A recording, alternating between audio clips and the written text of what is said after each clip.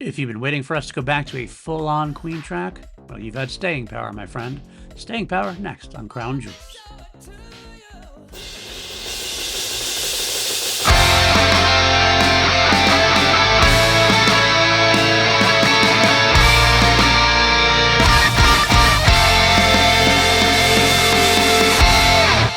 What's up, everybody? Welcome back to Crown Jewels from the PLD Project Network. I am your host, PLD. We continue our journey through the entirety of the Queen catalog.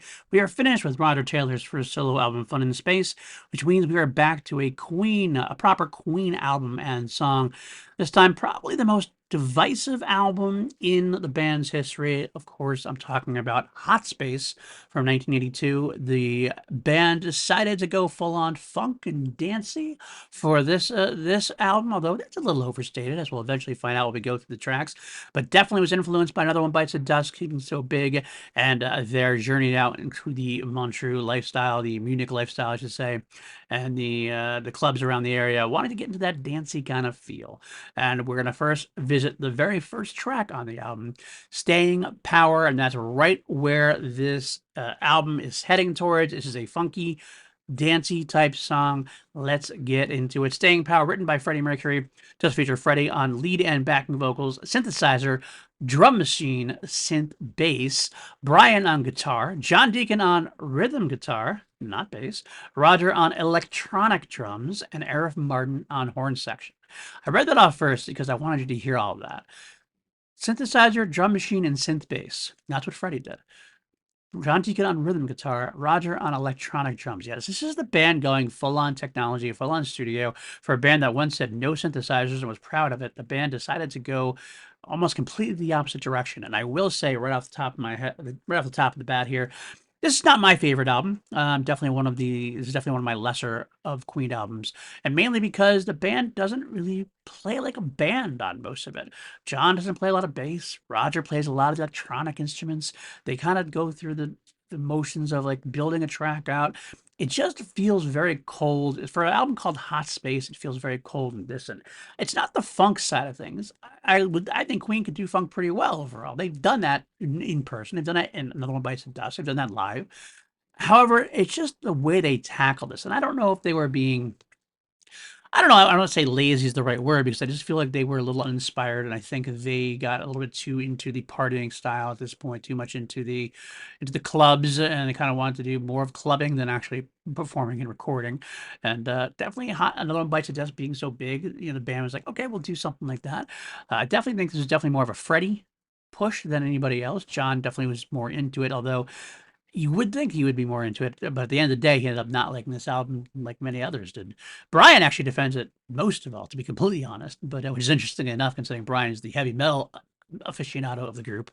But let's get right into how we do this. Of course, I'm going to take you through this, notes, some quotes. We're going to listen to a couple different versions. We do have some versions, again, unlike the Roger Taylor solo album. We have the album version, we have a 12-inch version, we have a demo version, and we have two live versions, one from On Fire at the Bull and one from Live in Milan of 1984. We'll get into that in a little bit.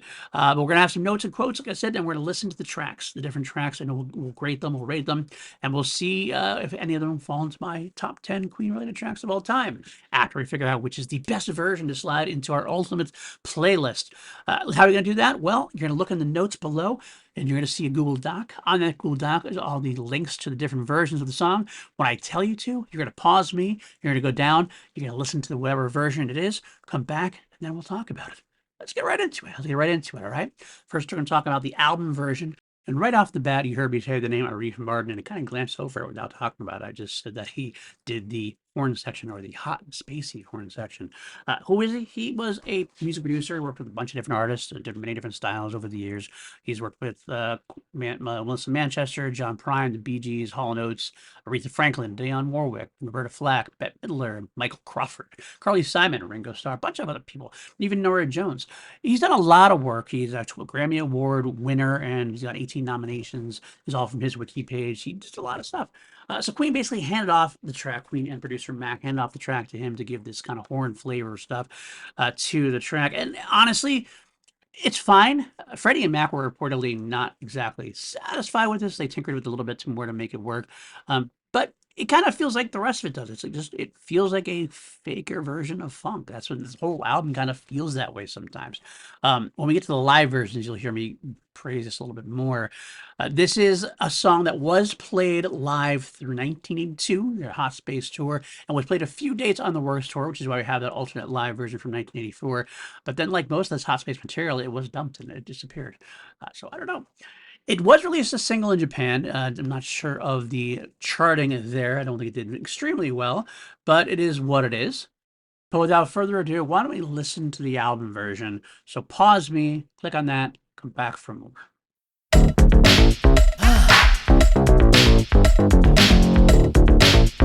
And there you have it. There's Freddie doing his best funk effort.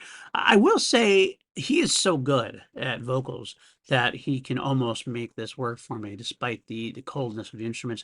I do like the horn arrangement. I wish it was more like live horns actually playing. The arrangement itself is kind of cool. They do a lot of panning effects. They do a lot of panning effects. There's a lot of good rhythmic bouncing to the vocals, and Brian's licks are very cool when he gets to play them. I do love the "Rock Me Baby, Rock Me" part.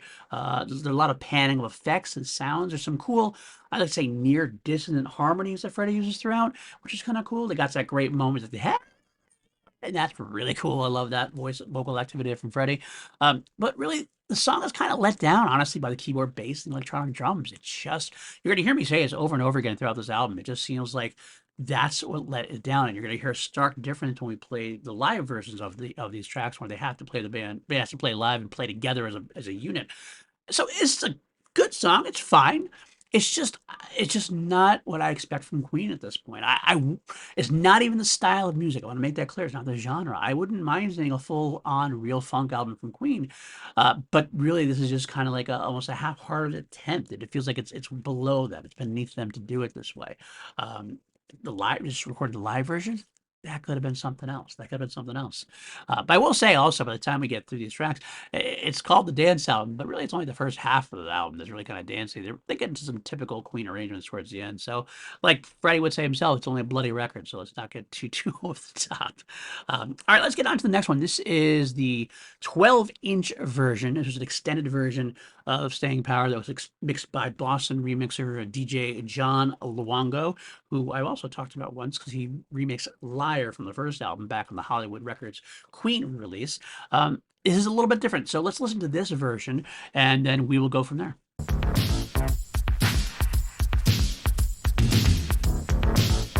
And there you have it. I didn't mention this up top. This was released on a 12-inch promo vinyl in the US.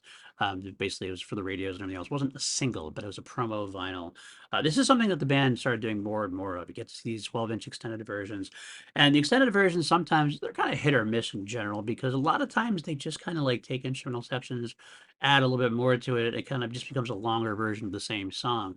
And this is kind of the same thing. It kind of extends some things out. There's a few more vocal parts from Freddie, which is always nice to hear. But quite honestly, it just kind of doesn't. It's the same content, just a little longer, really. Just kind of like the said, it extends it out a little bit. However, unlike some of them get really tiring, some get really boring that way. Unfortunately, this actually does feel, for some reason, more enveloping. I'm not sure what that is. It's a personal preference. Your miles may vary. You might actually think it's even worse than the original. I don't know. It's hard to say. It's not a bad remix for what it is. I can't blame the remix for the song that it's remixing. It doesn't really do a whole lot different. Just kind of like makes it a little longer. That is what it is. But next up is a different thing. Next up is the demo version of it. So click on that, come back, and I think that's an interesting one to listen to. Stay in power. And there you have it there. It is an interesting version for sure. A lot of the demos were released, or unreleased, I should say. They're kind of leaked out through various tapes. It's from Musicland in Munich, we believe. It is a demo that is a bit more slower. It's a bit more sparse, and that's to be expected. It's obviously an earlier version of the song. It does have Freddie saying, "Let's make contact" towards the beginning, which is a little different little vocal track that wasn't on the final issue. But the main reason to listen to this is that it's got an actual guitar solo in it, about a minute, minute 50 or so into it. It's kind of closer to what we get in the live versions, but it's Brian playing and guitar solo right out in front of everything, and it kind of feels a little more Queenish than the rest of the album does. So They were doing it at one point more Queenified, but Freddie or whoever, I'm guessing Freddie, it's his song. He had probably the main, he was probably the head of it. I feel like he just cut it out for whatever reason. He wanted to try something else, make it feel more clubby or whatever. I think this is actually, I think that was a wrong decision. I think that was a wrong decision. I think they could have made this a little bit better. Anytime you hear Brian actually playing the guitar solo, working on it, then why would you cut that out? I don't know. I don't know. But so actually, to be honest, the demo version is in a way easier to listen to as a Queen fan than the regular versions are, either the 12-inch or the album version. But maybe your miles might vary. Let me know in the comments. Let's move on to the two live versions. We have one that was from On Fire at the Bowl, live at Milton Keynes. That was a professionally released concert. We do have that. And we do have Live in Milan 1984. But first, let's listen to On Fire at the Bowl. Staying home. Now tell me that's not a much better version of the album version, right? I know I tried to give too much away, but I usually can't help it. That's a much, much better full band version. The tempo is up, it's groovy, it makes it harder, it makes it funkier. John's still playing rhythm guitar. The bass is still on the synth, played by Morgan Fisher there as a touring keyboardist in 1982, at least at that tour, that part of the tour. And I believe that's the only time that John Deacon has played rhythm guitar live on the Queen stage. But really, it's the rest of the band put together. I mean, Roger's backing vocals, of course, are always going to help. I always like hearing that. Freddie is very playful. Brian is much more involved. The whole band is much more involved. And that's what makes it work. The band playing live together, feeding off the energy of the crowd, feeding off the energy of the song when done right. Tempo's up, like I said. My favorite moment of the song, the new song, is that power. Staying power, power, power with the power chords that Brian. It is aggressive. It is rocking. It's still got that funk feel, but it's a Queen funk style. It kind of doesn't give up the identity of the band to try something a little bit different, a little bit new, a little bit different styles. And it works so much better live than it ever did on the record. So I'm very happy that this one came out for sure. All right, one more to listen to. Live in Milan 1984. The only reason I'm going to play this because it's pretty similar to the On Fire at the Bull version, although it's not an officially released version, so it's much worse sound quality. It also is shorter, so we'll get to that in a moment. So click on that for more, and then we'll come back and finish this bad boy out. This is called Staying Power. That was Milan, 1984. Freddie, not in the greatest voice there. It is Spike Edney, the current musical director for Queen, I guess you could say. He's been through with the band since 1984. It's the final time the song was played. Another reason why I wanted to throw it at you. But it is a short version. It does go sliding off into Dragon Attack, I believe, is the next track. Part of a medley they do. Otherwise, I mean, it's basically the same type of style as On Fire at the Bowl, just not quite as good. I think the band was kind of giving up on that era already, as it were. They're kind of trying to stick a few things out, but didn't quite make it too much further. But yeah, that's all we've got to do there. So that's going to do it. That's all of our tracks we're going to listen to, all the versions we're going to listen to. So now I have to decide which is the crown jewel. I mean, I think this is pretty obvious. I think number one is at least pretty obvious. So let me rate the remaining versions so we can get a whole 5-1 of it.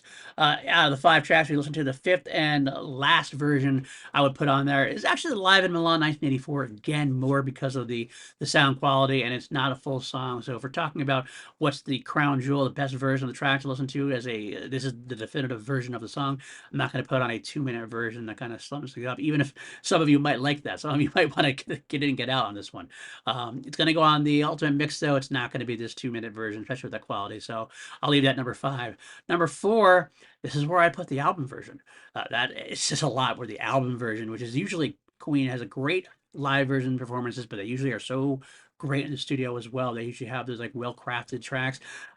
I'd rather go a different direction than this one, honestly. So that's why that one's number 4. Number 3, this is where I put the 12-inch one. It almost sounds weird, I guess. Like, why would you, if you didn't like the album version, why would you want the one that's even longer, even more extended?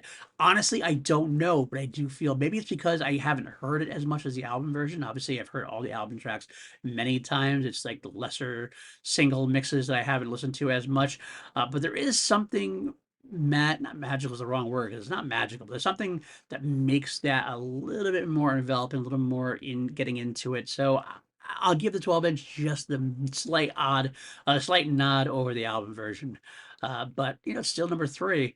Number two, that's more for the demo version. Give me more Brian May. I like them. I'm more of a rocker anyway. That might be my betrayal here. It might be I'm betraying my own feelings here. Give me more of the rock side of Queen than the funk side of Queen, or the pop side of Queen, or disco side of Queen, as it were. That's a negative word sometimes, but the disco side of Queen. That's where I put the demo for that reason. I mean, it's not much more sparse than the album, or a little sparser than the album version, but not like any really worse than the album version for any reason, and it does have more Brian May. So I'd much rather listen to this than the album version, which means number one. And you listen to me talk about it and listen to me pounce and give lots of praise to it. It's On Fire at the Bowl. This is the definitive version of the song easily for me. I like this version. It's hard, it's aggressive, it's rocking. If I'm going to listen to any version of Staying Power, I'm going to want to listen to the live one where it's actually the full band playing together. Give me Queen playing instead of Freddie, Brian, Roger, and John playing, give me Queen playing. This is more Queen playing, even if there is a touring keyboardist with them. All right, let's rate the song now on a scale of 1 to 11, because we always turn things up here to 11 on here on PLD Projects. Well, it's hard. This is a hard one to rate because, I mean, if I'm rating the album version, it's going to be a lot lesser. If I'm going to rate the live version, it'll be a lot more. Um, but as a song overall, it's a good song. It's got some fun to it, some fun funk to it. I'm gonna give this one a 7. I'm gonna give some 7. I almost want to give it higher because the live version is so good. But it just the overall, there's many more tracks I'd rather listen to. Even some on Roger Taylor's solo album, for example. Freddie does sell it. Freddie makes it go. Brian does some good work as well. But at the end of the day, it's not the greatest song. Not the greatest song, but it's not a bad song either. I have a hard time putting it lower. If it wasn't for the live version, I've never heard the live version, never had the potential of what the song could be. I might have given this a 5 or 6, but with that live version, I have to at least boost it up to a 7. The live version itself might be more than that, but we'll give it a 7, and I'll be happy with that. It does not slide into my Queen related tracks of all time. All of them by now are 10.5 or higher, as you've listened to for a while. So no can do there. But that's going to do it for this week, folks. Thanks for sticking around. Thanks for welcome to this journey through the Hot Space album, now as we are, 1982. Next up, we have Brian May's Dancier track and a song aptly named Dancer. That's going to be next week. Hope you have the staying power to stick it out till next week to listen to that. I hope you enjoyed yourself for 20 minutes here.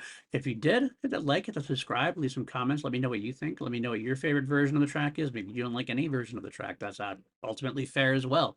If you do like this, we do have a Patreon at patreon.com/PLD Projects and a YouTube membership here on the channel.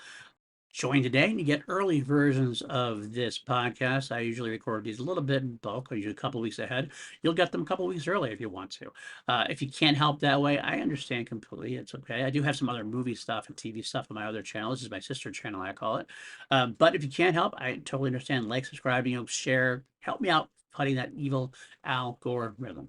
All right, guys. See you next week for Dancer on PLD.